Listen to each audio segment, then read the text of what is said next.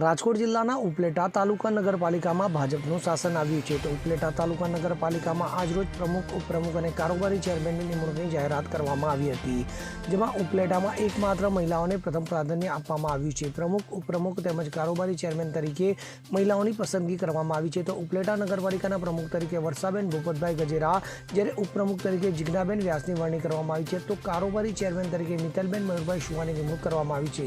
ત્યારે ભાજપના કાર્યકર્તાઓ તેમજ રાજકીય આગેવાનોમાં ખુશીનો માહોલ જોવા મળી આવ્યો હતો। હું ઉપલેટા ગજેરા વર્ષાબેન આજે મારી નગરપાલિકામાં પ્રમુખ તરીકે નિમણૂક કરેલી છે, તે બદલ હું પાર્ટીના આગેવાનો, આપણા ધારાસભ્ય શ્રી મહેન્દ્રભાઈ પાડલિયા, શહેર પ્રમુખ પ્રતિકભાઈ વોરા, આગેવાનો આપણા હરિભાઈ ઠુમર તથા બધા ભાઈઓ બહેનોનો હું ખૂબ આભાર માનું છું। જિલ્લા ભાજપ પ્રમુખ તેનો અલ્પેશભાઈ ઢોલરિયાનો, મહામંત્રી રવિભાઈ નો પણ હું ખૂબ ખૂબ આભાર માનું છું।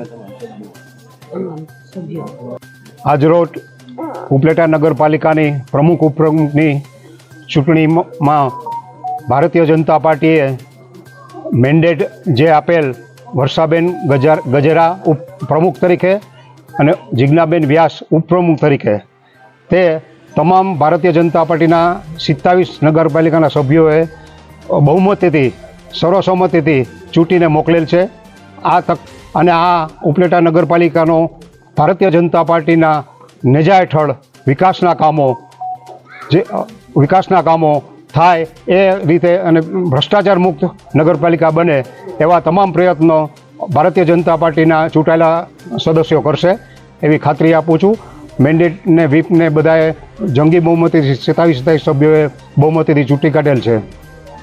હાલ જે 3 મહિલાઓને પ્રાધાન્ય આપવામાં શું કશા બાબતે?